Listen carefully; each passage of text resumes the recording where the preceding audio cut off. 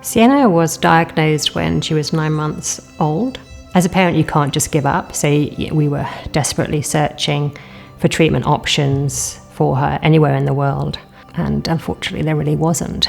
The tumour that had reappeared back in the original site literally mutated, became chemo-resistant and started growing at an incredible pace. We lost Sienna within really 12 days of that happening, so we never made it to the clinical trial. And my son was born 5 days later. Sienna was actually my patient when she had neuroblastoma many years ago. You know, I looked after her when she failed treatment and when really we reached the point where we had no hope. And it was her parents that actually that time said, we need to find something, even if there's a 1% chance, you know, we need your help to find new treatments. That was sort of a turning point where previously, you know, patients like Sienna, we would tell them there is no hope, you know, there is no chance of cure, it's supportive care only, to saying we need to change this paradigm. We need to be offering these kids new experimental therapies. We need to be not just accepting the status quo. After Sienna passed away, my sense of, you know, injustice and frustration at the situation grew even further, and that's when we started creating the charity, and it formed over a number of years with the support of other families impacted by neuroblastoma. Mia was 17 months old when she was diagnosed. When we got told about treatment, there were a lot of side effects that were brought up. It may or may not happen to your child. We never wanted our baby girl to suffer. We didn't want her to go through any pain. We didn't want her to have any side effects.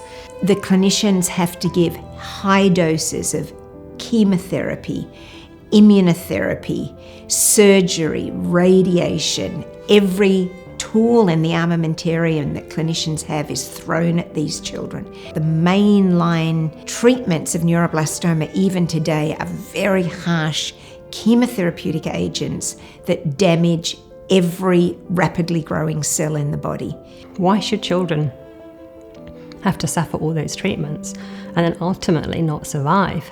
The fact they have to go through so much pain and trauma and still have those odds against them, it's really not ethical in a world that has got so many means to do so much better.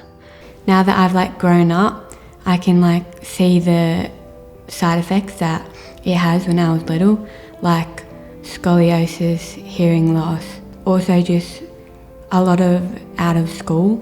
I'm always going to the doctors and missing out on a lot of things. Cocktail of treatment that puts these kids really to, you know, through the most intensive treatments that we have over a long period of time.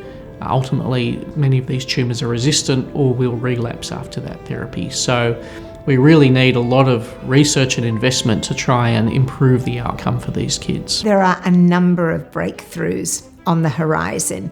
Immunotherapies like CAR T cells, we get dramatically increased responses in our preclinical models. There's been a lot of excitement about re-engineering immune cells to actually attack neuroblastoma. So the most common way to do that is a thing called CAR T cells.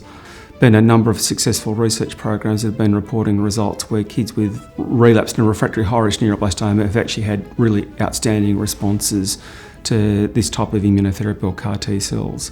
The research needs to be done to create less toxic treatments for these kids so that they have the opportunities to grow up. Neuroblastoma Australia does education, it does advocacy, it funds research. What's really buoyed me up is very much the support from the community, that everybody acknowledges the need for this charity and that they really have fed back to me personally what a difference it has made to them.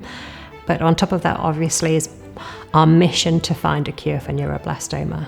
It's not that that's impossible, it is totally possible. You can get cures, you can beat a disease. It is a question of money. There are two things that we need to cure these children with neuroblastoma: the best scientists and the money to let them do their research. When I look back over the last 15 years of neuroblastoma, supporting neuroblastoma research at Children's Cancer Institute, I can see really impressive progress in treating this disease. Neuroblastoma Australia has supported a lot of research into the DFMO. Some of the original basic biology for this was done at CCI, based on the research and on the advocacy of Neuroblastoma Australia as well, eventually approved in Australia, as the first country outside the USA where this drug is approved. There's no question that a lot of what we've been able to achieve is directly attributable to Neuroblastoma Australia's support. From the days of Sienna's first gala dinner, which was about 15 years ago, I think neuroblastoma research has come a long way. Precision medicine, if you like, or personalised medicine was really just a dream, I guess, 15 years ago, whereas now it's become a reality.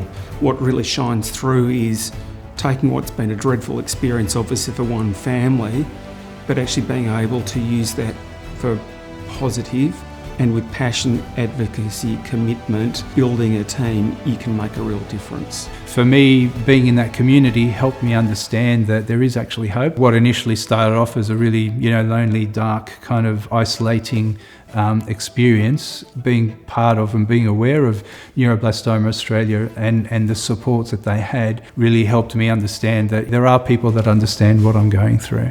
We couldn't do the work that we're doing now without the support of organisations like Neuroblastoma Australia. To do research takes time and it takes money. We need to change this paradigm. We need to be offering these kids new experimental therapies. We need to be not just accepting the status quo. I think we're really at a turning point. We have new discoveries in the lab. We have new treatments that are being trialled around the world. We can't stop here.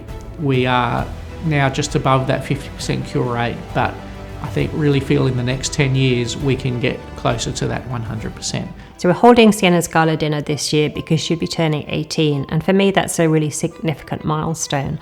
Obviously it means that she would normally be leaving obviously childhood, entering adulthood, and in a way I'll never obviously get that to celebrate that milestone with her.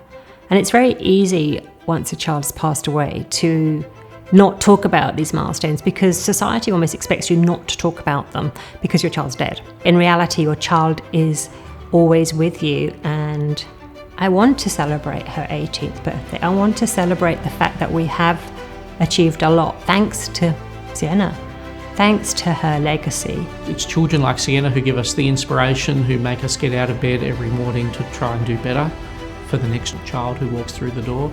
It's that inspiration that has led to changes, that has led to new discoveries in the lab, that has led to new trials, that has led to an improvement in the cure rate over the last decade, and that which I am confident will lead to continued change as we move forward.